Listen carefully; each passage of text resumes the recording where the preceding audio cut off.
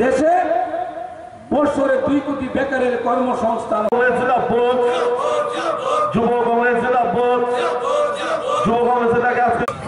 আজকের এই দিনটি সারা ত্রিপুরা রাজ্যের জন্য একটি কালো দিন হিসেবে পরিণত হলো, কারণ আজকের এই 3 মার্চ আগামী 2018 নির্বাচনে আজকের এই দিনটিতে এখনকার বর্তমান সরকার আজকের দিনে প্রতিষ্ঠিত হয়েছে।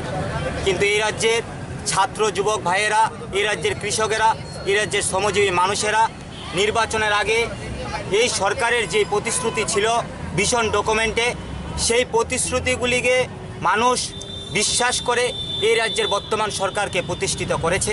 কিন্তু আমরা লক্ষ্য করতে পেরেছি আজকে 1 বছর হওয়া সত্ত্বেও এখনও পর্যন্ত যে ভিশন ডকুমেন্টের প্রতিশ্রুতি, সেই প্রতিশ্রুতিগুলি পূরণ করতে পারেনি। সবচেয়ে উল্লেখযোগ্য যে প্রতিশ্রুতি ছিল যে এই রাজ্যের প্রত্যেকটি ছাত্র যুবক ভাইদের ওরা স্মার্টফোন সরকার আসার পর দেবে, কিন্তু আমরা বাজেট অধিবেশনে আমরা লক্ষ্য করতে পেলাম যে ওরা পরিষ্কার বলে দিল যারা গ্র্যাজুয়েশন কমপ্লিট করেছে তারাই শুধু স্মার্টফোন পাবে। মানে ভিশন ডকুমেন্টের যে প্রতিশ্রুতি, সেই প্রতিশ্রুতি জুমলা হয়ে দাঁড়ালো।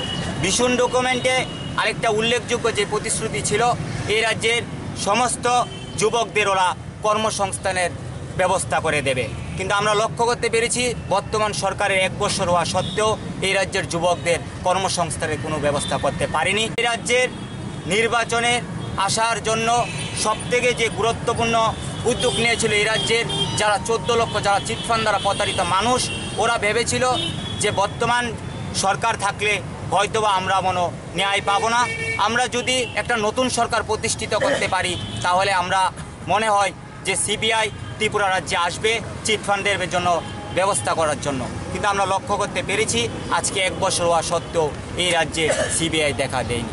তাই আমরা ত্রিপুরা প্রদেশ যুব কংগ্রেসের পক্ষ থেকে আজকের দিনটিতে আমরা 24 ঘন্টার অনশন কর্মসূচি করতে যাচ্ছি এবং আমরা সরকারের কাছে পরিষ্কার বলে দিতে চাই আমাদের যেই দাবি, যে ভিশন ডকুমেন্টে যেই সমস্ত দাবিগুলি করে ওরা সরকারে এসেছে, আমরা সেই সমস্ত দাবিগুলি ওরা যুবকের জন্য যদি ওরা না করতে পারে, আমরা ত্রিপুরা প্রদেশ যুব কংগ্রেস আগামী দিন আরও বৃহত্তর আন্দোলনে যাব।